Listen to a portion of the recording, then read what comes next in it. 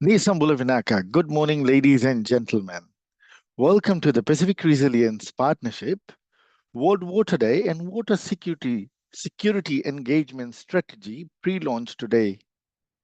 It is indeed an honor to welcome you all from a region where when we have too much water, our islands are covered with water.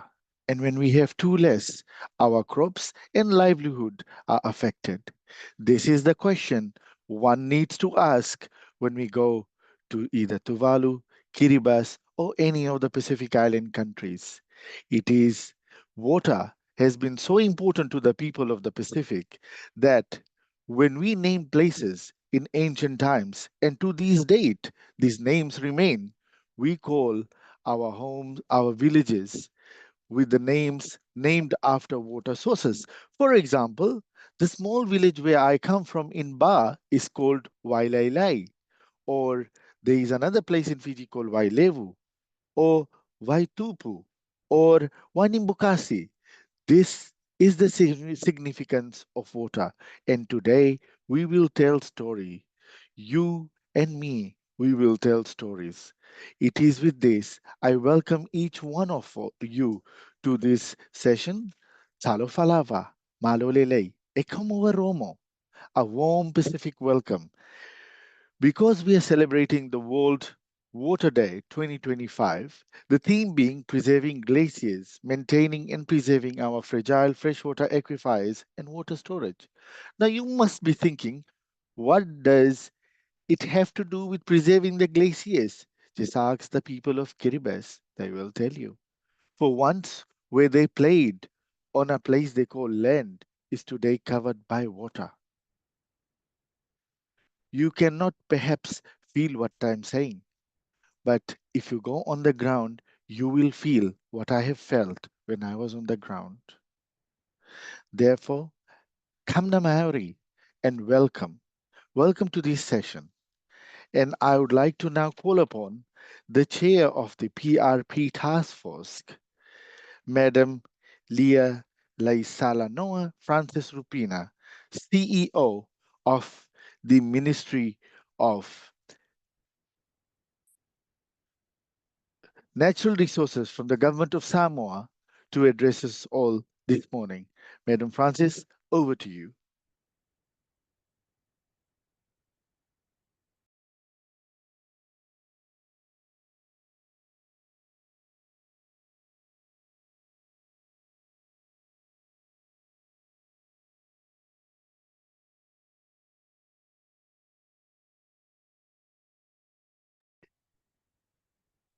It seems that Madam Francis is facing some technical difficulty. Of course, we know in the Pacific how internet is a huge challenge, and we all face it.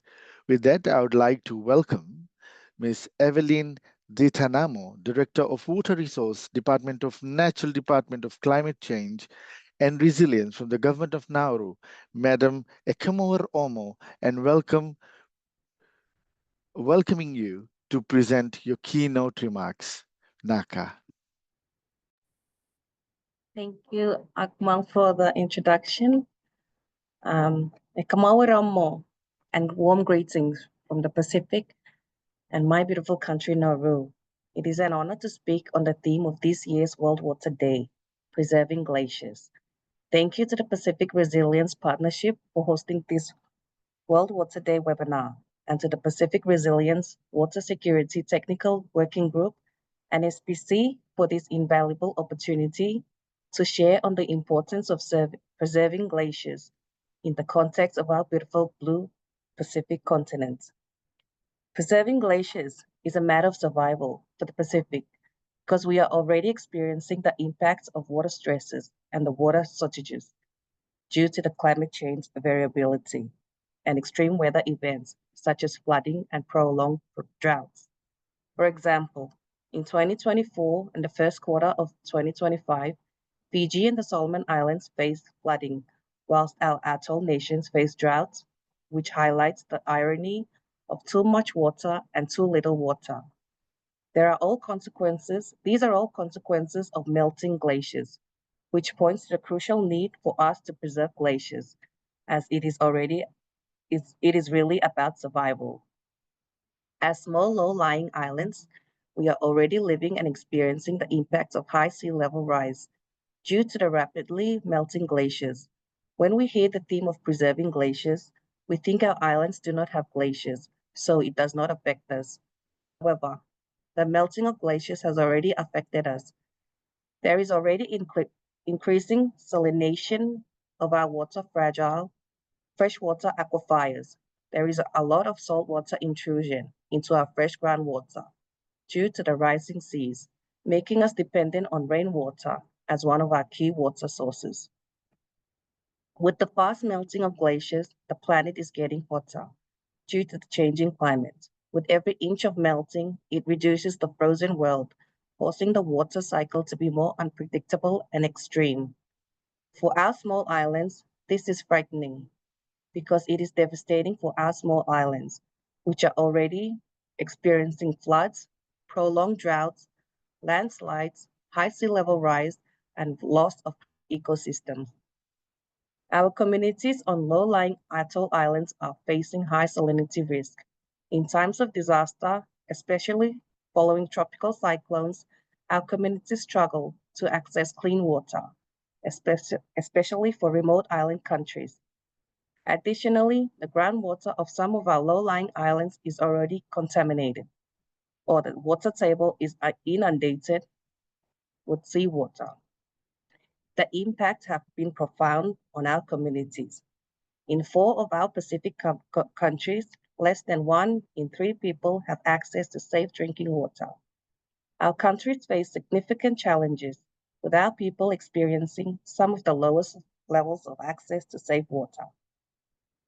Sanitation and hygiene. While progress has been made towards achieving universal access to basic water, sanitation, and hygiene, WASH, more investment and resources are urgently needed as climate change and our fast-growing population outpace these gains. These changes are as we set our eyes on healthy and prosperous Pacific communities for every single person in the Pacific, from the urban populations living in our cities and urban towns to the most remote islands, communities spread across the blue Pacific continent. This means we must work together to reduce greenhouse gas emissions and ensure we preserve and maintain our fragile freshwater aquifers and water catchment. We must rise to protect, preserve, and maintain our fragile freshwater aquifers and water catchment areas. After all, access to safe and clean water is crucial for our health, our social ecosystem security, our resilience as people living on the front line combating climate change and extreme weather events.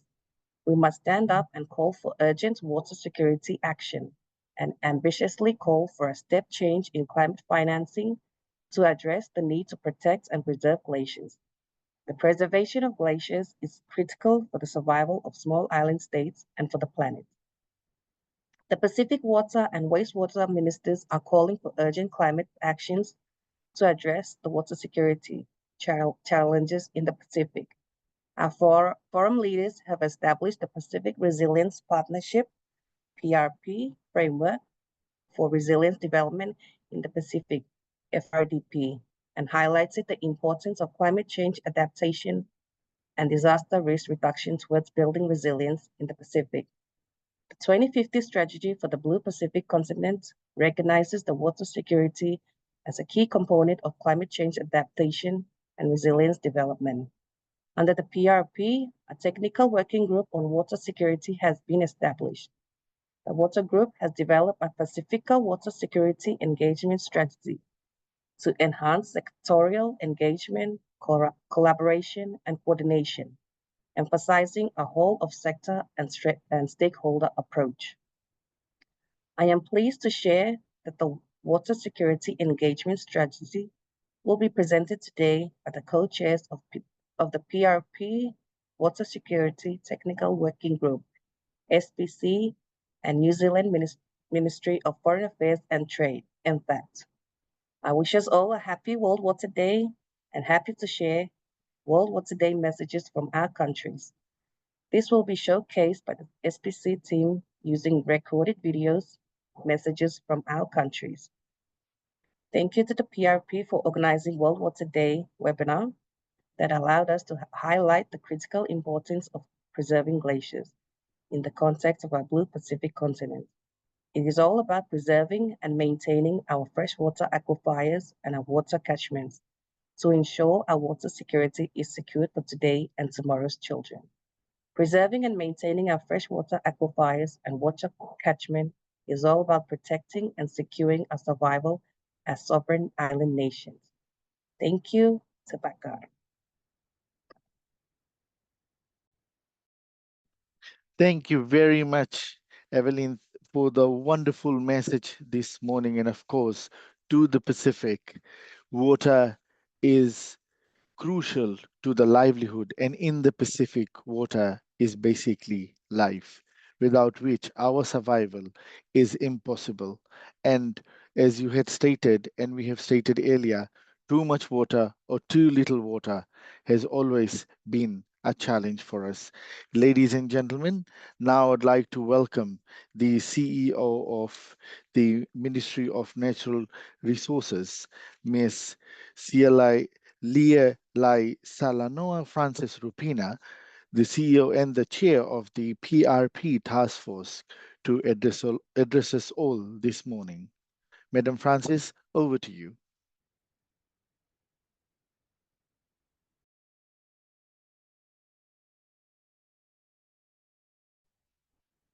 Thank you. Can you hear me? Thank you. Talofa lava and good morning to you all. It is my great honor to welcome you all to today's Pacific webinar in observance of World Water Day.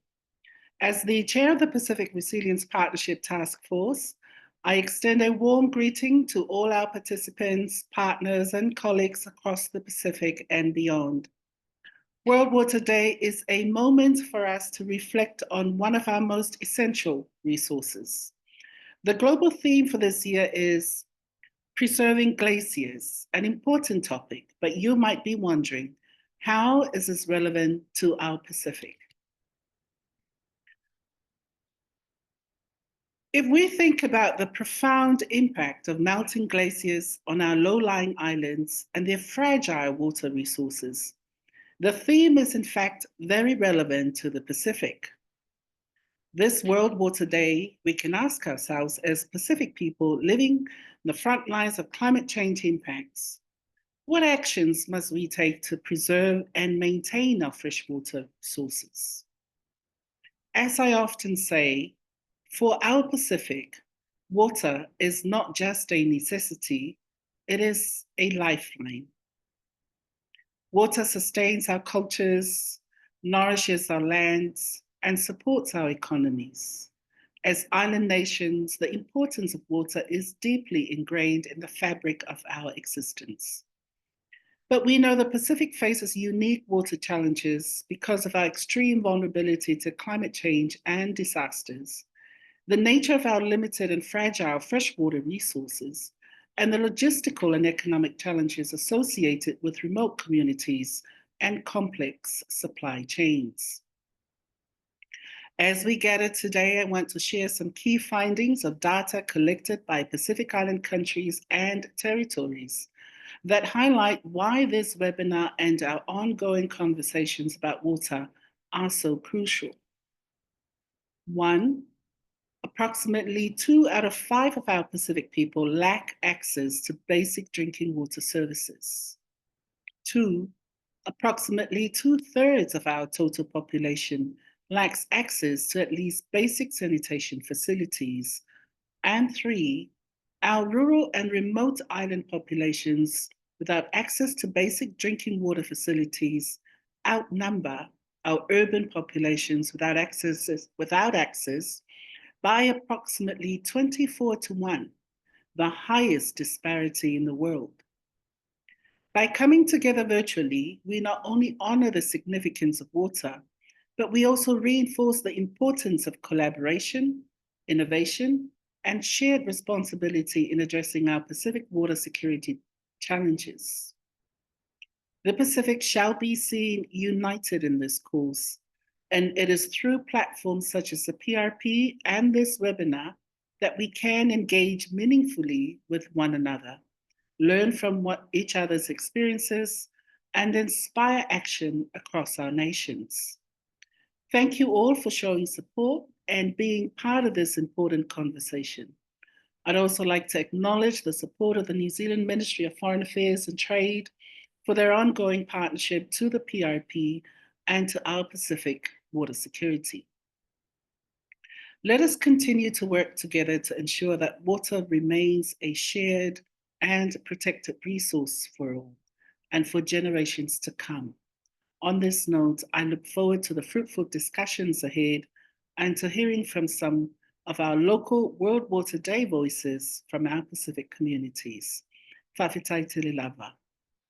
God bless. Thank you very much, Madam Frances. It was great listening to you and also your key points on how we have the largest water disparity in the world, and that is an eye-opening statement and perhaps one that should make us take more actions and to create more impact in our communities. Vinaka Vakalevu, Whawhitai te lava. Ladies and gentlemen, and now we will move on to the next item on the agenda, which is a consolidated video of World Water Day messages from the Pacific, from the various Pacific Island countries and partners. Please enjoy the video.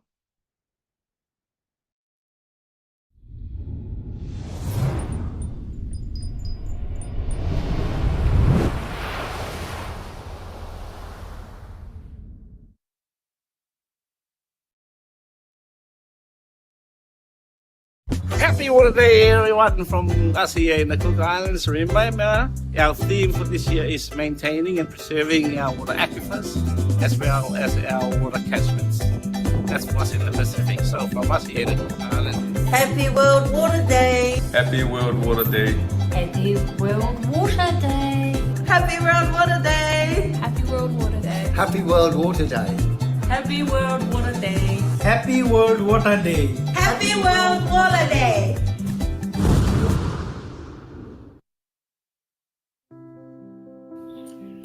Bula and Happy World Water Day. My name is Swastika, Senior Scientific Officer at Fiji Meteorological Service. Water is life, but do we truly value water that way? Water security means having access to clean and safe drinking water, water for sanitation, water for agriculture, and water for every need without fear of contamination or shortage.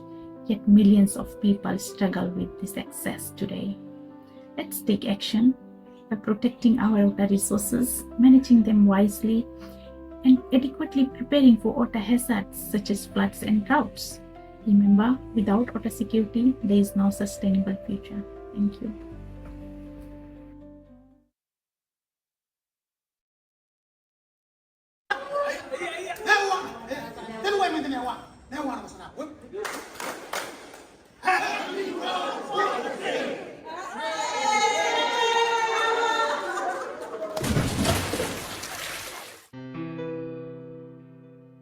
Naraw ni Victoria, ang dalaw din na kaya. May kain tabi kaya.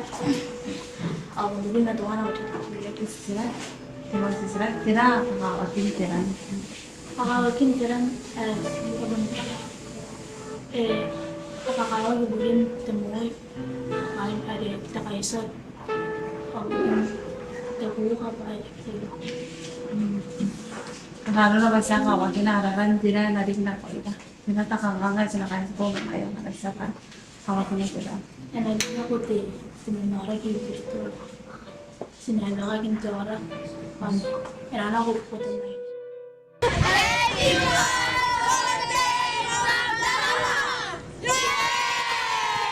Happy World Water Day! Happy World Water Day! Happy World Water Day!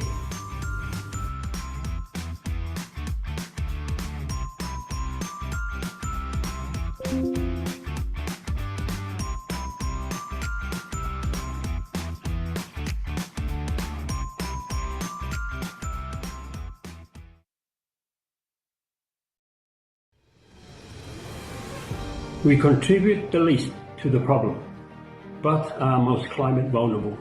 As with others, we are exposed to more intense cyclones, sea level rise, more intense rainfall events, and higher temperatures. Melting sea ice and glaciers, whilst remote from us, causes sea level rise. For Niue, it is likely to affect the quantity and quality of our primary source of water, our groundwater lens. Preservation of this source is vital for our survival.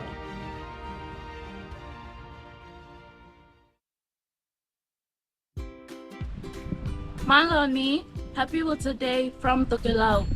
World Water Day is important because it helps people understand water issues, Encourages using water wisely, and reminds us to protect clean water for everyone and the planet.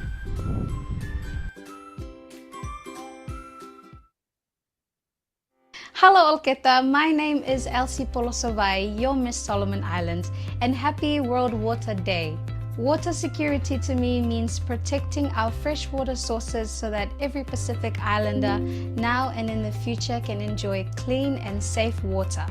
Our islands depend on fragile water systems, and with climate change and rising sea levels, it's more important now than ever to protect our water sources.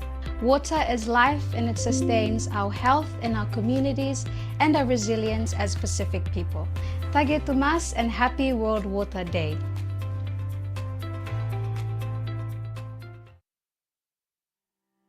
Howdy, my name is Kimberly Tatapaltapanang, and I'm your proud and humble Miss Kiribati. Water security means life and survival to me.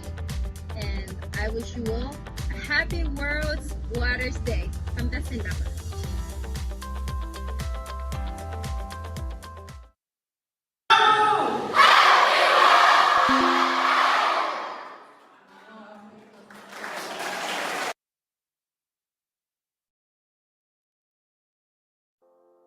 Happy World Water Day from Subang. World Water Day is important because it is an annual celebration which focuses on raising awareness on water management. Therefore, water is crucial in our daily lives. So save water to save lives. Fakatay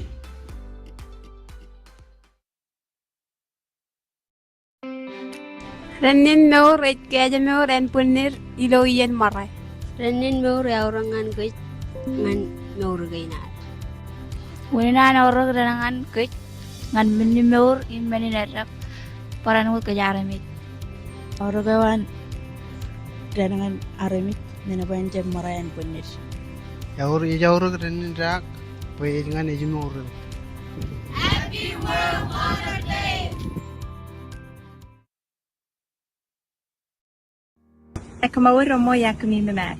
My name is Shale Deye, and I'm your reigning Miss Nauru. There are different kinds of security, but to me, security means having the assurance that our people have access to the essentials of life. Some examples include clean water, safe environments, and a future where our children can thrive. In Nauru, climate change threatens our water sources through droughts and sea level rising.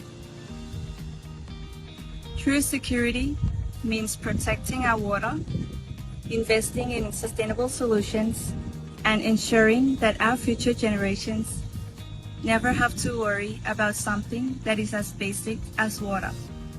Water is life, and securing it means securing our future. Happy World Water Day!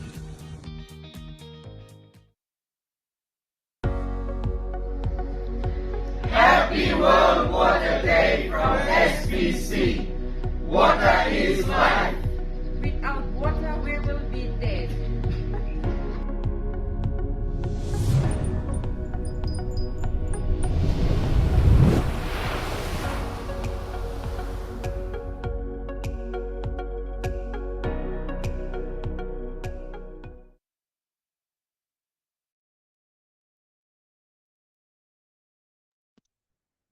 Thank you. Thank you very much for that video. A wonderful video. And of course, messages from all over the Pacific on the importance of water and what does water mean to each one of us. And of course, the final message, which is a fact: without water, we will be dead. Because with water, there is life. And without water, there is no life. So our survival depends on our islands and around our islands on water. Without further ado, I'd like to now hand it over to Anna to provide key insights and highlights from the World Water Day messages from the countries. Anna, over to you. Naka. Okay, good morning, everybody. Mauri, talofa, bula, yokwe, kia ora, kia orana. We are very delighted to have these contributions from all the Pacific Islands to this World Water Day celebration and this seminar. We have had contributions actually from the various stakeholders, also underlining that actually fresh water and water is everybody's business. So in the videos, you saw some of the technical people, the people that work with our utilities, the Met's office, departments of climate change, the scientists, the infrastructure departments. But we also saw the children of the Pacific, underlining the importance of water to them now, but also for the future. And then we had our role models, the Miss Solomon Islands, Miss Kiribati, and Miss Nauru. They were so kind to help us bring the message across here, because also role models in the sphere of water security are extremely important. Because in the end, we try to uncover what water security means for everybody in the Pacific and why World Water Day is important to all of us. One of the key things that we can gauge from these videos and also the earlier keynote addresses and the opening remarks is that actually water security is so relevant for the resilience of the Pacific. So it comes down to the importance of fresh water. Fresh water is important for our health, our well-being, to ensure our food security. So that makes also water a cross-cutting issue for our people today and also for the future. We understand that the water systems in the Pacific are extremely fragile. And also in Francis' presentation and also during Evelyn's presentation, we actually learned that in the Pacific, the access to clean and safe water is one of the most challenged in the whole world. And there's a large disparity between the rural communities versus the urban communities as well. So also let's not forget our remote outer islands in the Pacific when we talk about water security and also our engagement through forums like these. We hope this supports those key messages that we have heard from our islands today. So World Water Day is about preserving our aquifers and our water catchments, for example. And there's a call for action by protecting our water resources, managing them wisely, and preparing for water hazards as well as for droughts. Niue rightfully commented that the Pacific contributes the least to the problem of climate change, but are actually one of the most vulnerable in the world. And World Water Day is important to us because it raises awareness on water management and water security. And it is about understanding those water issues and using water wisely and protecting clean water for this planet, for now and in the future. And the little girl, Victoria from Kiribati, rightfully said, water is important for our drinking water, cleaning and cooking, but also to maintain our pretty faces so that we won't get sick from bacteria. In the Marshall Islands, the kid said it's important not only to humans, but also for plants and animals. So I would like to sum this all up with what Miss Solomon Islands said. Water security means protecting our freshwater sources so that every Pacific Islander now and in the future can enjoy clean and safe water. Thank you. Thank you, Anna. Thank you for that wonderful summing up of everything. And of course, water, we need water to maintain our beautiful faces. And why not? People of the Pacific are beautiful like everyone else. With that, ladies and gentlemen, it is an absolute pleasure to talk about to now hand over to a team that I have the honor of co-chairing. The Water Security Technical Working Group, of course, which is under the Pacific Resilience Partnership. And as we always say, that water security, it's not just a working group's business, but everyone across the Pacific. And when we talk about resilience, resilience does not mean that it is only the effort that a government has to make. It is from communities to cabinet, from cabinet to our regional organizations, and to everybody who is in the Pacific, to all the various communities. And it is how we overcome these challenges and we survive. But it should no longer be about survival, but to be able to live comfortably. That is what it is all about. The Pacific Resilience Partnership, giving a comfortable life, which is the right of every individual human being to be able to live without being without being in a desperate situation where one, for his or her survival on daily basis, struggles. And that is not a fruitful life. We all are working today towards making the lives for the people of the Pacific one that is comfortable and a fruitful one, not which one is full of struggles. Without further ado, I would like to now hand it over to Dave to talk about the in terms of to launch the and socialize the water security engagement strategy and give a brief. Dave, over to you.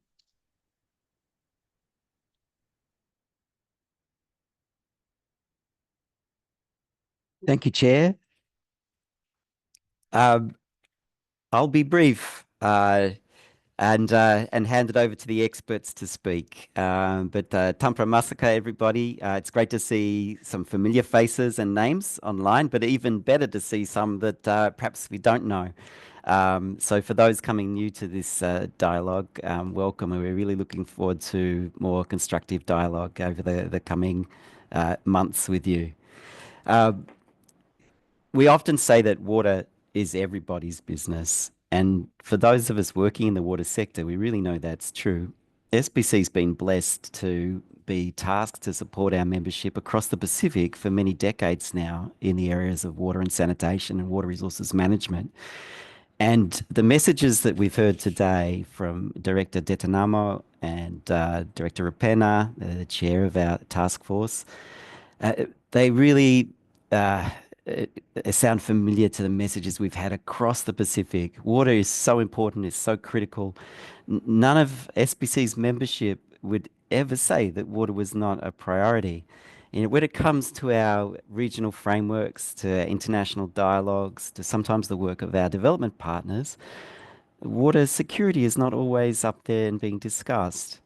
And perhaps it does come back to the fact that because water is everybody's business, because it's not so neatly and firmly housed in one particular ministry or one particular part of government or the community, that the task of elevating the voice of water becomes a bit more complicated.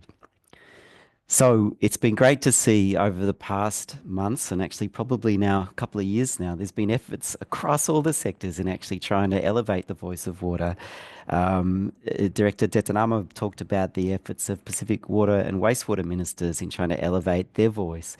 We've had efforts at the civil society level from other organizations as well. And the PRP, the Pacific Resilience Partnership, which is the organization that's been tasked to oversee the efforts of the Pacific in strengthening our resilience to climate change and to disasters. That partnership is set up because we know that resilience is a multi-sectoral issue. We can't achieve resilience by focusing on one sector. It needs to be a multi-sectoral effort, and as our Chair Akmal said, it needs to be an effort from community to cabinet. So in that regard, perhaps there's no greater example of how success can be achieved by cross-sectoral, multi-level approaches than water security. And so with that in mind, the encouragement of our membership and PRP partners, we set up a technical working group. The PRP asked partners to set up a technical working group on water security and to progress ways in which water security dialogue could be strengthened at all levels so that water security could be discussed not just as a water issue by water professionals, but by people who are talking about resilience. Because water security is not just a water security issue and a problem, but it's also, or a resilience issue and problem, but it's also a resilience solution as well. So with that, I'm really happy to see the results of this work over the past few years. It's been an absolute blessing to us, not just to get a product of a strategy, but to actually do the work and actually be exposed to people that we wouldn't normally work with. SBC is set up normally to work through our national membership. But to be working with civil society, to be working with academia, with other organizations, it's actually added a whole other level of value to our work and a whole new agency to the work that we've been doing. And I'd like to thank personally the chair, actually, for the chair today, for his involvement as well. I think it's really opened our eyes to some of the possibilities in front of us. I said I'd be brief and I haven't, so I'll shut up now and please pass on to the experts here. Chair, I think we have Mary Alalo is going to speak briefly about the strategy and introduce it to the audience. Thank you, Chair.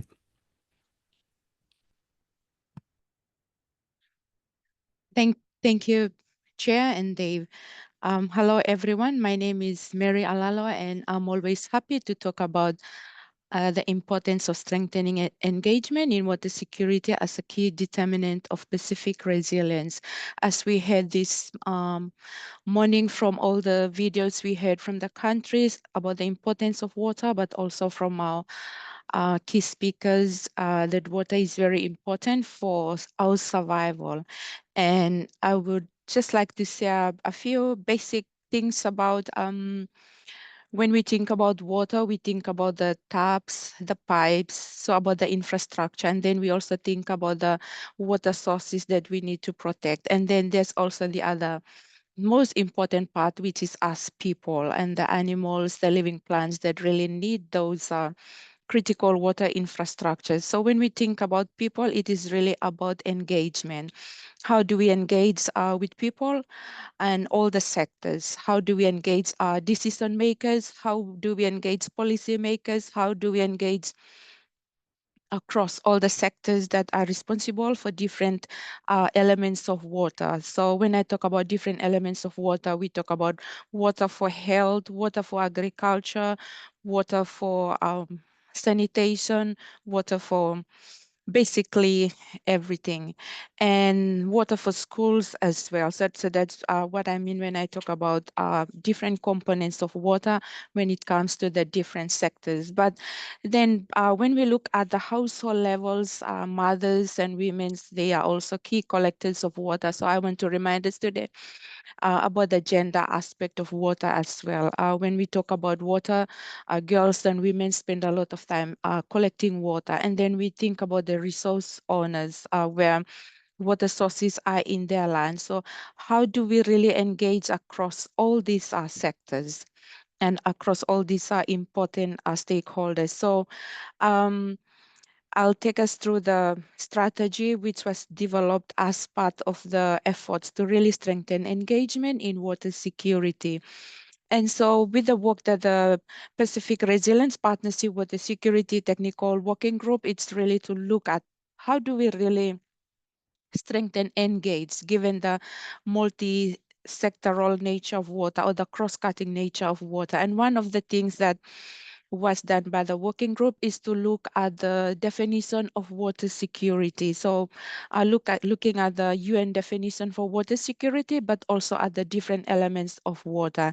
And based on the discussions and on all the existing challenges and issues, but also the importance of water, the Water Security Technical Working Group then adopted the UN definition and came up with the definition that for the Pacific, it is all about the ability of Pacific communities at all levels to really protect and sustainably manage our water resources while also maintaining access to safe water, sanitation and hygiene for all, and managing the water-related risk of disasters and climate change towards supporting a healthy, prosperous and resilient Pacific. So that was the definition that was developed by the working group. And when we look at the strategy, so what really is the strategy for? So when we look at the strategy, we recognize that there are persistingly low levels of engagement in water security as a key determinant of resilience. Although everybody say water is life, but not everybody is engaged in water. So that's the purpose of the strategy, to really address the persisting low levels of engagement and also to draw renewed attention and action to an issue that has impacted the resilience of our Pacific communities for too long.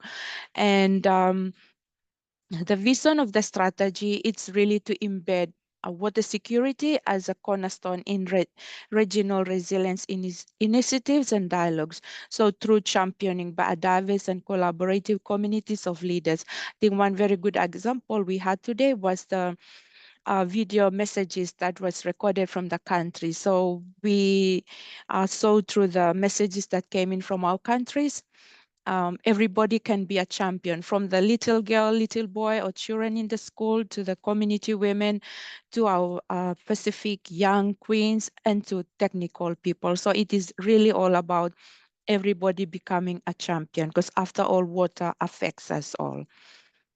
And so there are 4 objectives of the strategy, which is built on the Pacific Resilience Standards, or more like really anchored on the 4 principles of the Pacific Resilience Standards, which are integrate, include, inform, and sustain. So when we look at the 4 objectives, it is really about integrating water security issues and solutions across all sectors.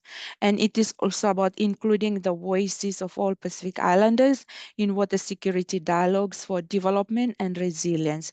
And it is also about informing or providing access or increasing access to actionable information on water security so that we are able to make the right decisions that can really support our survival as a people. And it is also about sustaining all our efforts across the sectors, from the urban area to the rural areas, even to the remote islands.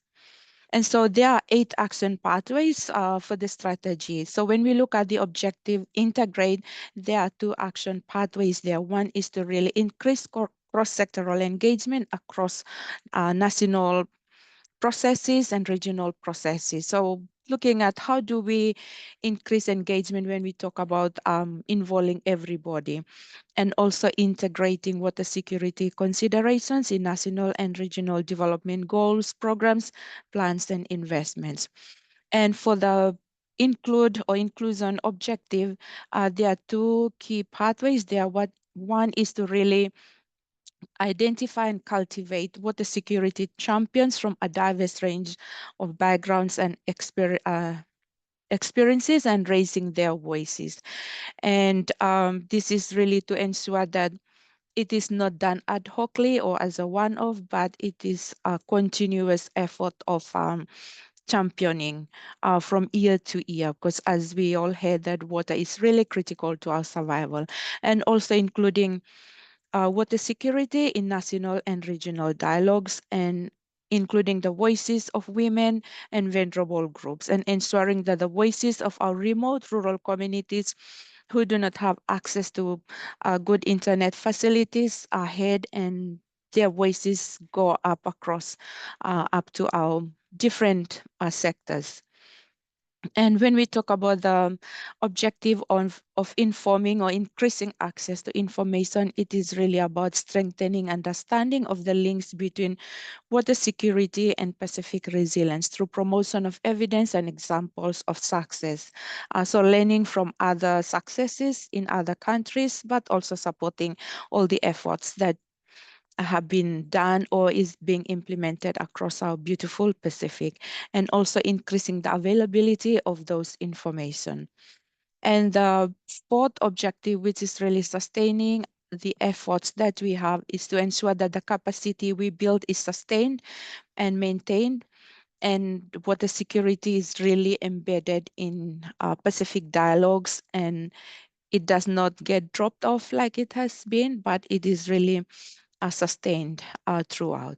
So those are the 8 action pathways, and I've got here a diagram or infographic that shows what the strategy looks like. So you have the Pacific Resilience Standards, then we have the 4 objectives, and then the 8 action pathways, which have been translated into an action plan. So everybody and anybody can align our efforts to this strategy, because the strategy is very flexible, and it was developed building on existing initiatives and to support the work of all players in the Pacific. And that is all about the strategy. Again, happy World Water Day, and Tagio Thomas.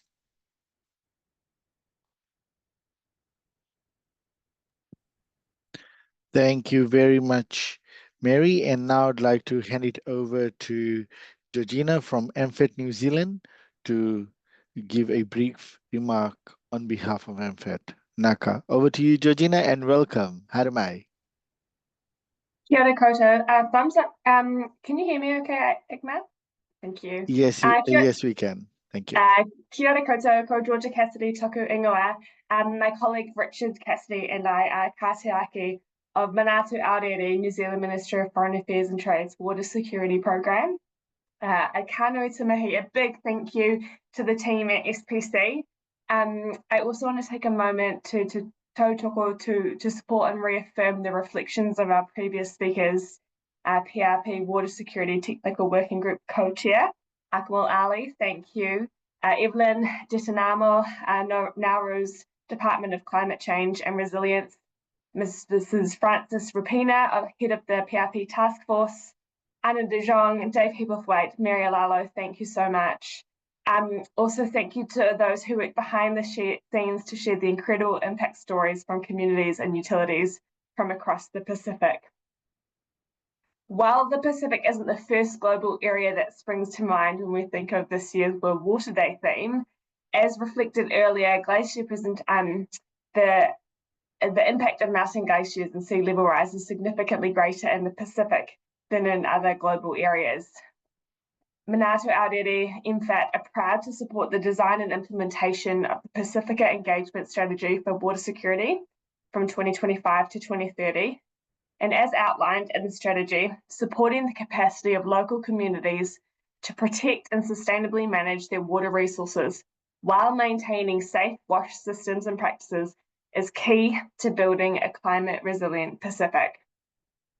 I want to take a moment to share a karakia in Te Reo Māori, which is a short prayer that resonates with me when I think about what the strategy is trying to achieve. Te tawa mai I ronga, te tawa mai I raro, te tawa mai I roto, te tawa mai I waho, kia tō ai te Māori ora ki te katoa, homea huia takia. In English, this translates to come forth from above, below, within, and from the environment. Vitality and well-being for all, strengthened in unity, draw together and affirm. Thank you. Thank you so much, Vinaka Saravale. We are truly grateful for the support that MFET has given us, and we are assured that, and we know that will continue giving us to the working group in future to make the water security a reality. Ladies and gentlemen, it is now my time to give a brief remark about the strategy. Thank you, Giorgio. Um, with this, I think we must also talk about the Pacific Resilience Partnership first, which has truly mobilized technical expertise, traditional knowledge, and at the same time, political will. The political will to be as inclusive as possible and to have every stakeholder in the face of the Pacific to be included, which is civil society, governments, private sector, UN agencies, regional crop organizations, and anybody and everybody who is interested in being part of the partnership. We know that the PRP has various technical working groups, and in the water security alone, we can proudly say that we have all the stakeholders represented and heard. And I am a testament of this as a representative of a civil society organization co-chairing this very important technical working group. Now, the technical working group is committed to not making water just accessible, but we want to safely get it managed and governed. But very importantly, the word is we want water to be locally owned. Because without local ownership, there would always be issues and problems. When we have ownership, it is all about perhaps not ownership, but stewardship of our water sources and our water. The engagement, this water engagement, in my humble opinion, is not a conclusion, but a beginning. Today is a beginning. It is a call to action rooted in the Pacific leadership, aligned with SDG 6. The strategy reflects co-creation of Pacific voices and community priorities. Because most of us, just as Mary has spoken today, she comes from a community, from a remote island, and I come from a rural village from the province, from the very beautiful province of Ba, or the most beautiful province of Fiji. What makes this strategy truly local? It is locally led, driven by stakeholders, specific stakeholders, and informed by traditional water knowledge and indigenous practices, but at the same time, scientific knowledge and technical knowledge. Everything falls in place in the spirit of complementarity and not competition. It is cross-sectoral, where we link WASH, climate adaptation, agriculture, disaster risk, and more. It is inclusive. It is inclusive of youth, women, persons with disabilities, marginalized communities are actually central to this water security strategy and not peripheral to this strategy. Now, I would like to call upon, we must own this strategy, not as a document, but as a commitment. I would like to call upon the donors and our partner organizations and governments. We humbly invite you to align your support for the specific led vision and not the other way around. We need resources. We need your support. We not only need your support with words, but we need resources for this technical working group to socialize this, to get an ownership, to take this water strategy to every household of the Pacific, so that we can make our dream that we are dreaming right now a reality. And of course, please highlight accountability. Feedback loops and adaptive learning are the key pillars of are our central pillars. And we would like you to highlight this because transparency is very important to making our work a reality. Now, let this pre-launch spark bold steps. The full launch will be our collective milestone, but today we begin walking our path. And as there is a saying in the Itoke Fijian indigenous language, Naganga etikyuvi enan duana lutuniwai, which means every waterfall begins with a single drop. With this, I will close my remarks on the water strategy and thank you all and invite you all to be part of this wonderful journey which we have begun. And if you're not part of the technical working group of water security technical working group, you're most welcome and I invite you to join. Please contact Mary and you will be included in the technical working group. Vinaka. And now I open the floor to questions and comments and answers and feedback. Vinaka.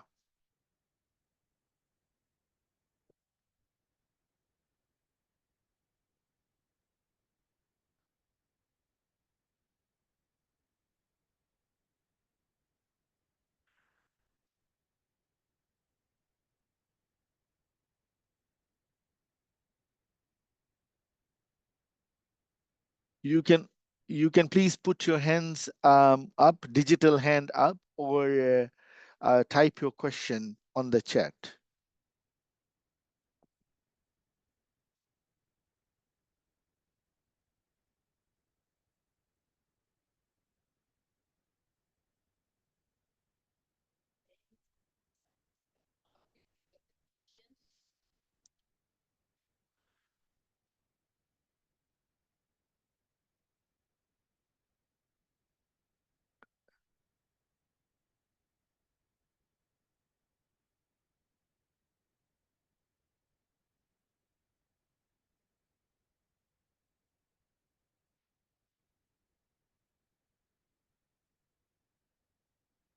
Yes, sure.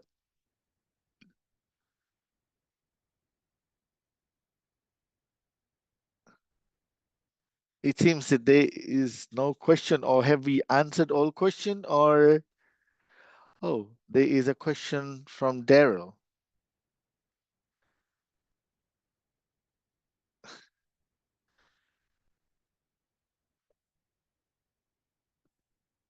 The question that Daryl has written is, how can stakeholders, which are government, NGOs, donors, actively contribute to the success of water security engagement strategy? Dave or Mary, or? Thank you, Darrell. So a very good question. I would just simply sum it up in one word: implementation. Join towards implementation of the engagement strategy, because it already harmonizes and aligns with existing plans that stakeholders have, and there are emerging actions that are coming up that can be aligned with the strategy. So it's all about supporting with the implementation. Thank you. Dave, over to you. Yeah, thank you, Chair. Thank you, Mary. We could maybe turn that question around as well, because we've had a few questions from parts of the partnership and beyond about the strategy. And it's not so much about how can people contribute to the success of the strategy, but how can the strategy contribute to your success in promoting water security or achieving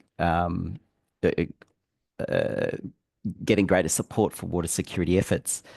One thing that many of us are involved in is trying to write proposals for development partners, for governments, for others to support water security efforts at a local level. Very often when we're writing those proposals, there's a lot of checklists, a lot of requirements we need to meet, and they're often external requirements, external donor requirements. You must meet this, it must meet this objective, so forth. This is a potential checklist that we can apply to our water proposals as well, knowing that this is a document that's been accepted by the Pacific through a recognized partnership, the Pacific. And we could be asking ourselves, when we're doing work, whether it be infrastructure work, institutional strengthening work, work improving the information or inclusion, which of these pathways is it actually addressing? And it's a way perhaps to help strengthen our development of proposals, our development of strategies. So we'd be really keen to hear examples of where that helps and how the PRP might be able to help in the development of proposals, either at the local level, national or regional level as well. Thanks, Chair. Thank you, Dave. Thank you for answering the question. And as the chair, I would like to, from civil society, I would like to add is commitment. We need commitment from everybody, and a genuine form of commitment, not only in a spare of moment, but one that is continuously. And Dave, yes, thank you very much for that wonderful answer, Dave and Mary. And as the co-chair, I'd like to also add that at the end of the day, it's about a genuine commitment where it is not in the spare of the moment, but one that is sustainable. We've got another question, and this is from Tuvalu. What funding opportunities exist to support Pacific Island nation in enhancing water security? This is a question that is posed from Tuvalu and came. So Dave or Mary, any at the moment, or anybody from the team here?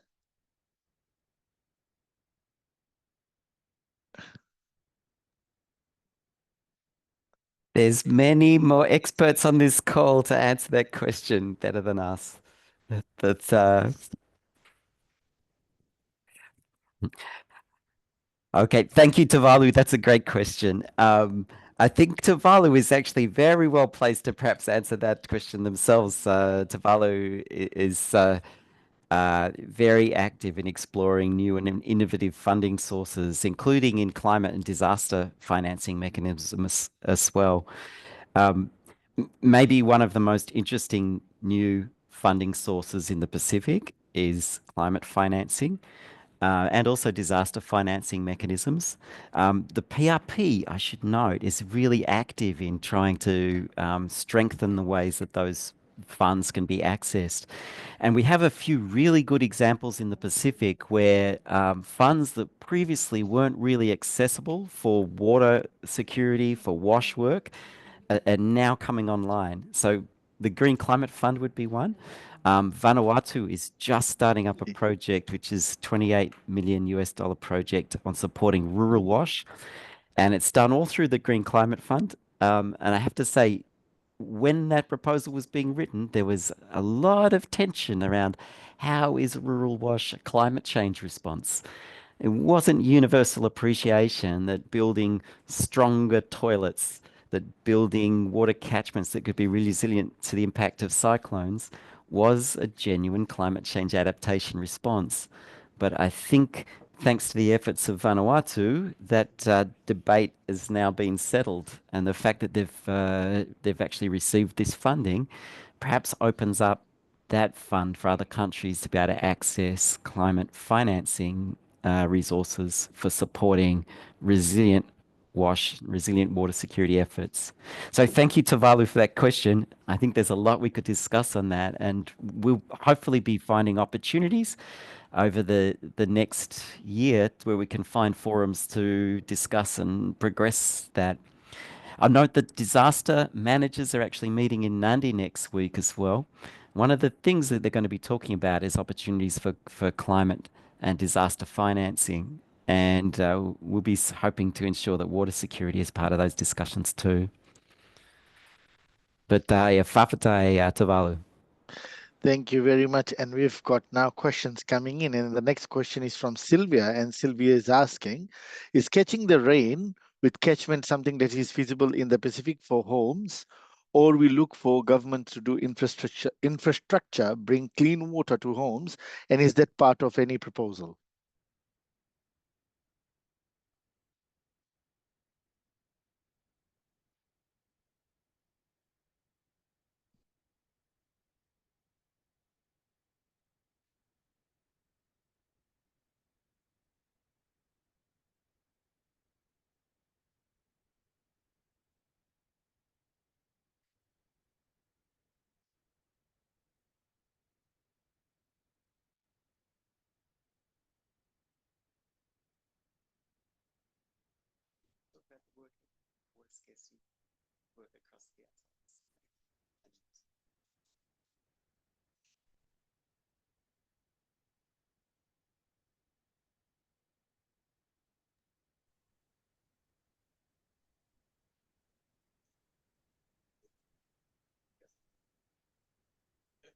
Can I just comment on one of the questions in the chat? So, Yes, please go ahead. Margaret, Whawhatai Lava, thank you for asking. So Margaret's question is, how will gender considerations be integrated into the project design and implementation to ensure that the water needs and access constraints of women and girls are adequately addressed? I just want to say a massive kanoa te mihi, thank you, because this is a vital consideration, because we know that women and girls are disproportionately impacted by lack of access to water and sanitation hygiene, yet are the ones that tend to, in studies have shown, typically manage household water levels and access to household water.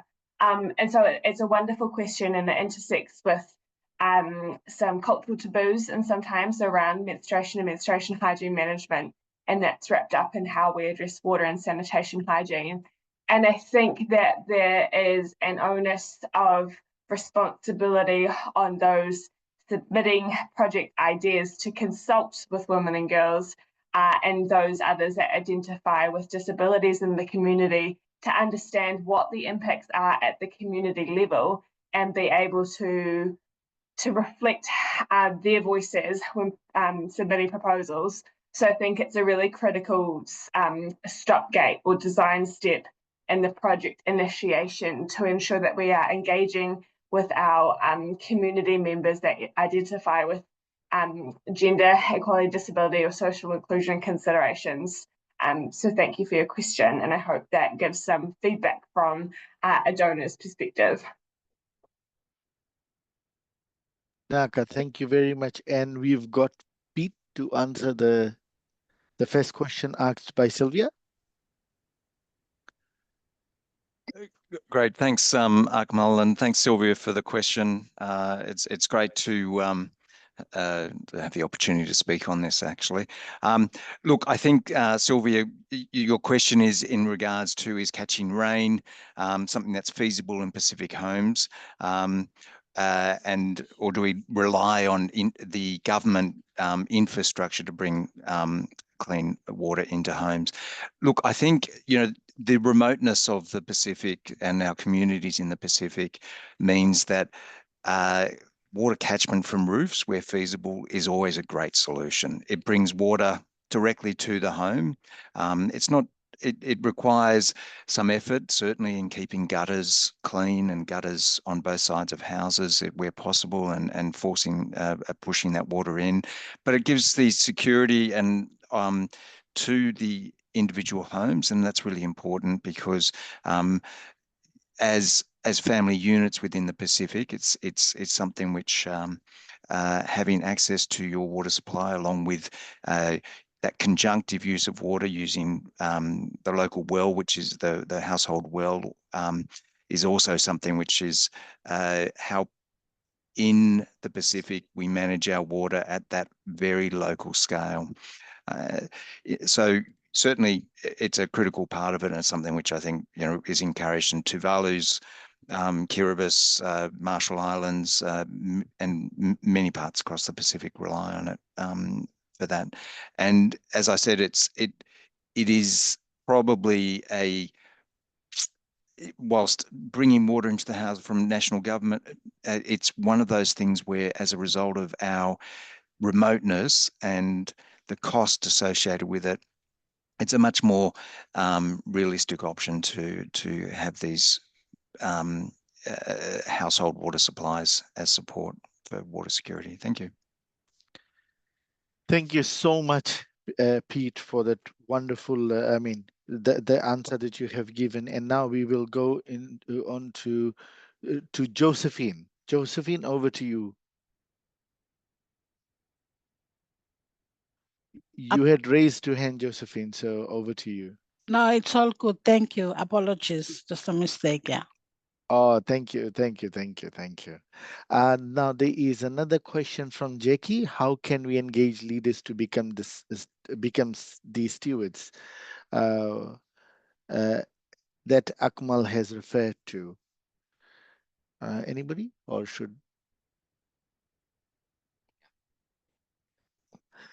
Thank you, Josephine. I think in the Pacific, we must, while we are working on decolonizing our minds and rethinking the Pacific we want, and we are trying to revolutionize our thinking from the colonial era thinking to today's thinking, where Pacific people are working on self-determination. And of course, it is all about that empowerment to be able to self-determine.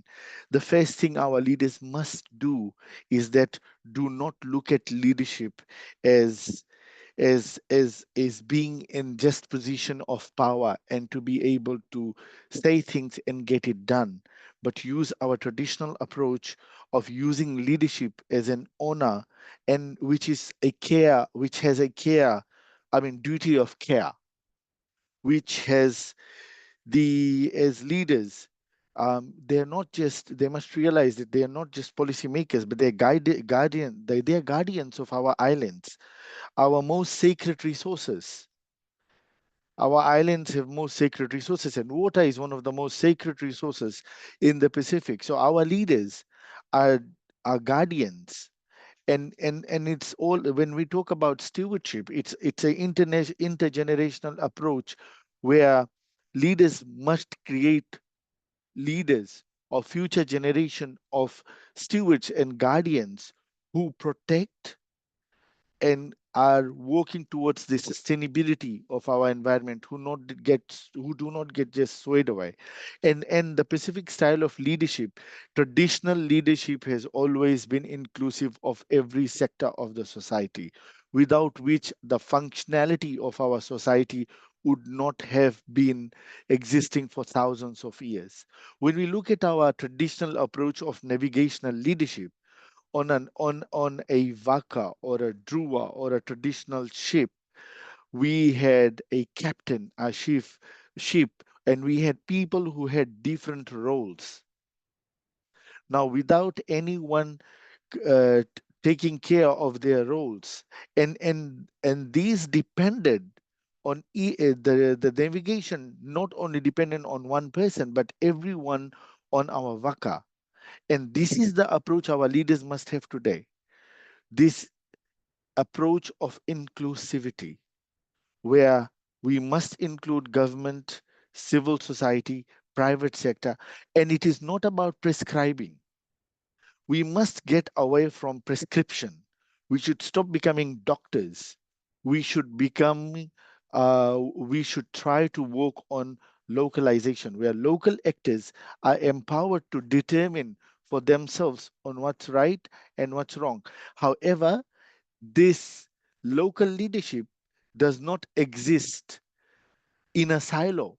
It exists in the spirit of complementarity, where each stakeholder, whether you have scientific knowledge, whether you are a donor, whether you are a INGO, whether you are a UN organization, where you are a ministry official, whichever faith-based organizations, sporting organizations, youth group, women, disability organizations, everybody comes together, not in competitiveness, not in competition for resources, but in the spirit of complementarity, where we work to complement each other to achieve the ultimate goal, which is for all of us to become stewards of our Pacific.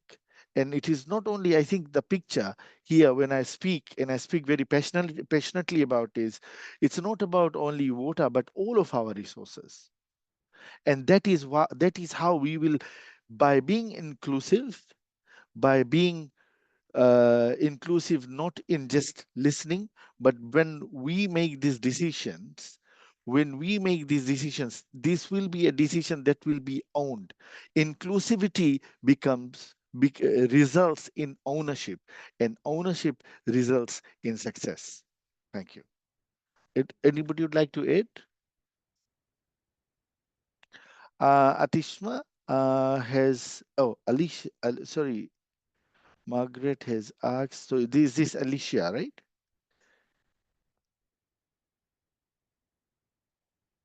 But there is one from. Okay. Can Atishma? I don't have a question, Atishma. This one. Can you elaborate on the ways in which the strategy and the PRP broadly support collaborations across various technical working groups? For example, can members from the water security and resilient housing infrastructure collaborate on proposals to increase attention on these cross-cutting issues? Dave?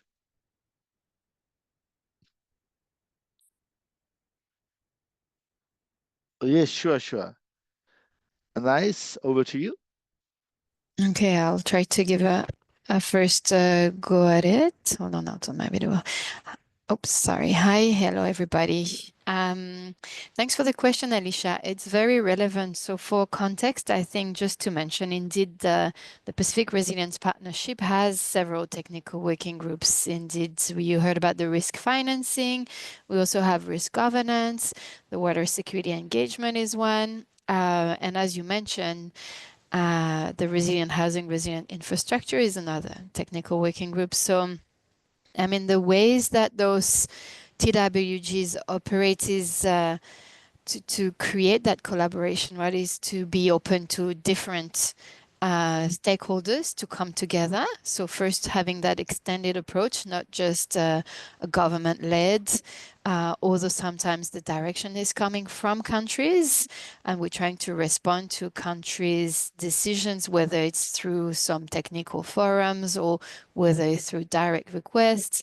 It is about having those stakeholders to work together and to create that space that maybe will allow, the collaboration to happen. And I think it's the matter of building the resilience cannot be too sectored and siloed, right? So those technical working groups are trying to break the siloed. They're trying to be multi-stakeholder in nature so that everybody comes with their strengths in a group that like the water security engagement, for example, you're going to have the scientists, the academics, the government people, the people working in the private sector to some extent, and the partners. So I think with the collective trying to, make the most of what each and every can bring.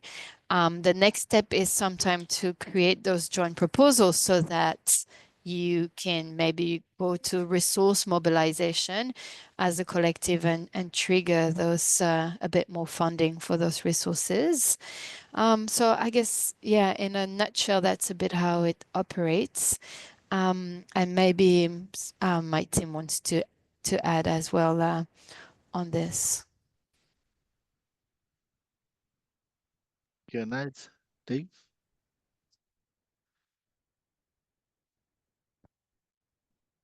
Thank you very much. Mary, yes, you can add on the gender questions as well. Thank you.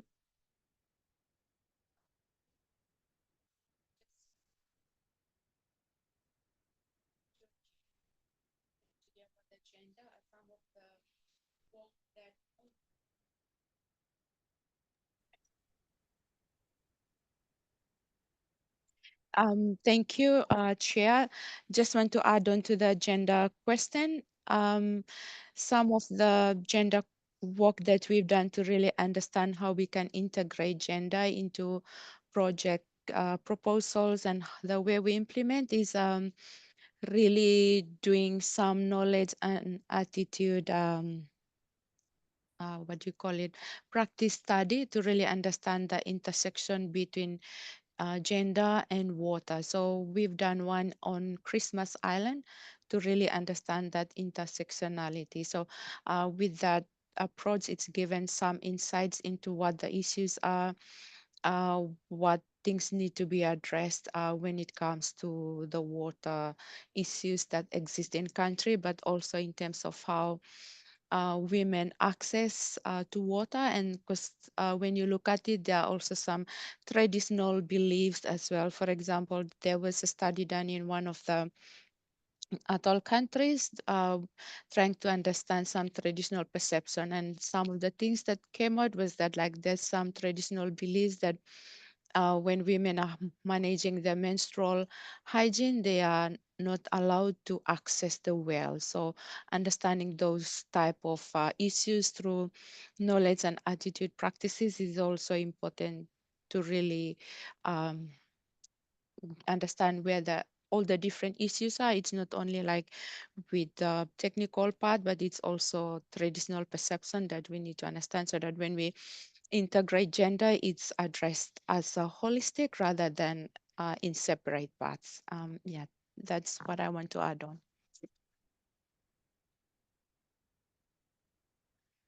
Thank you. And thank you, Mary. And now we have a question from Wish Pacific, which is how can we ensure that all community members, including women, youth, marginalized groups, have a meaningful role in the decision making, implementation, and maintenance of water infrastructure while integrating traditional knowledge and leadership structures? Anybody from the team or? Sure, Mary, over to you, and then I'll add something.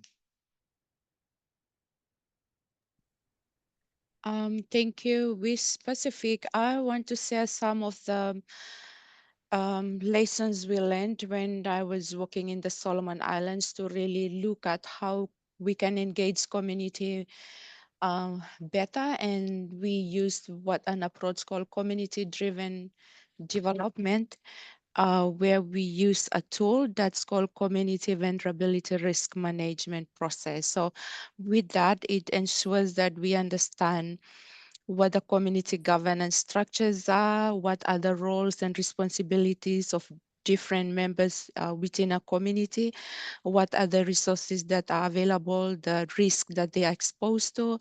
And so it's all about, with that approach, it was all about engaging communities from your planning, from the assessment stage to the planning, to the implementation, and right down to ongoing implementation, management, and operation of the infrastructures that was established. And some of the lessons we learned from that approach was that when you do community-driven development, it's important to ensure that women voices are included. So, for example, if we established what we call project implementation committees. And one of the criteria we put was that there must be 3 women inside the committee, and there must be technical people with experience. So for example, plumbers or teachers inside the group, and inclusion of people with disabilities. And when we did that, there was representation from different members of the community. However, there were communities where there was strong patrilineal system in place, so it was rare to really get 3 women, only one woman in place. So one of the other thing was that in communities, the importance of strong community governance structures, and if the community governance structures are pretty weak, then that's one of the things to address as well. Yeah, so just sharing some of the experiences from the Solomon Islands. Thank you, Chair. Thank you, Mary, for that wonderful answer. And of course, that is a technical way of looking at it. However, I would like to add a bit more on that is, of course, the Water Security Technical Working Group is open to anybody who'd like to join. And if you would like to join, please contact Mary. Mary has given her email, and of course, she will again write her email address for your ease and access. However, in terms of representation in any technical working group on any government that works on collaboration and partnership, whoever we nominate must also be accountable to you and to the organization they are representing. Sometimes, so most of the time, we have seen that those who are representing technical working groups or are on various committees do not relay back the message or do not take in the documents that need to be consulted with the organizations. And then we hear that the organizations or the stakeholders have not heard about it, and it is the first time they're hearing. Now, the most a committee or a working group can do is be inclusive, involve everybody, have a meeting, well-planned meetings where immediate notices are not given, but everybody is given fair time to make time for a meeting. And at the end of the day, it is the members who are present themselves must also take responsibility. So this is a two-way responsibility. The one that is a responsibility of any engagement group, working group, or committee to be inclusive, but the other one is the responsibility of the individual delegate or representative who is representing their communities, organization, or sectoral group to, to report to their stakeholders on the happenings and the business of the committee. And most of the time, we have seen that a lot of individuals do attend, but reporting to their stakeholders does not take place. And that sometimes is not the responsibility of a working group, but that of a representative. And it is the, as we said, this strategy is not about responsibility of one stakeholder or one group of people, but it is about collective action and it is about commitment from everybody. And we must seek accountability on all fronts.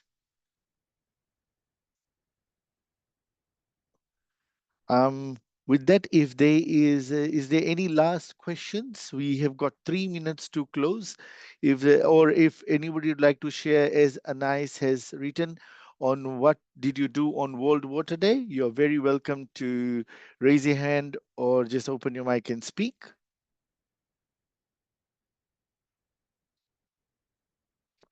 Okay, we've got one more. Yes, definitely, Alicia, the strategy will be shared.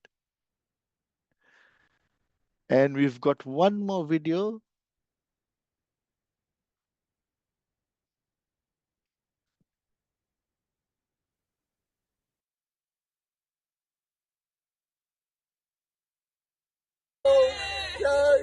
Anytime, now! 1, 2, 3!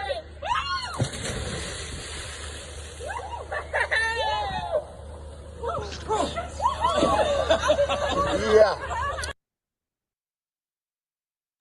That video was from MFET New Zealand. I think that was in the, and we don't know how cold the water was, but MFET team, thank you very much for that World Water Day activity. Ladies and gentlemen, with this, I would like to thank each one of you for participating today. It is a great honor to represent my co-chairs who were unable to be here this morning. On their behalf, we send greetings. And of course, we thank each one of you. We thank our keynote speakers, the chair of the PRP task force. And before we go, we would like everyone to please turn their cameras on so we could take a virtual picture. And that would be great to commemorate this event. Kerekere, if everybody could please turn their cameras on, Naka. And once, Mary, are you taking the pic? Who's taking the picture? Anais is taking the picture. Once she's done, she'll let us know.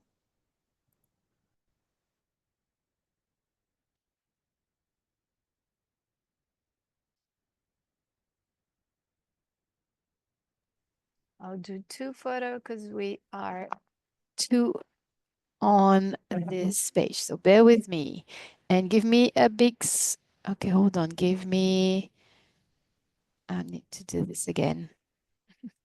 All right, give me a big smile.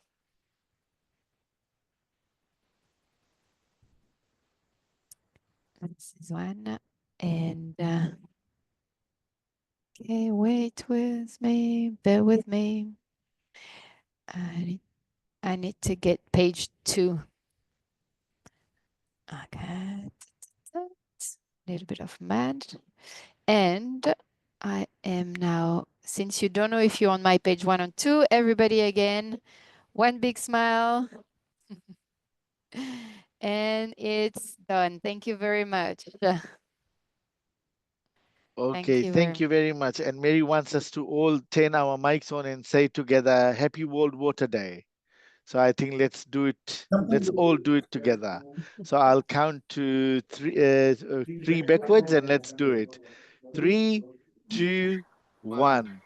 Happy World World Water Water Day. Day. Ladies and gentlemen, a big Vinaka Vakalebu. Thank you very much. And Fafetai Telelava. Have a wonderful day. And of course, we'll keep you all posted. Vinaka Sarvalevu. Mode Manda from Suva, Fiji. This is Akmal Ali, signing off now.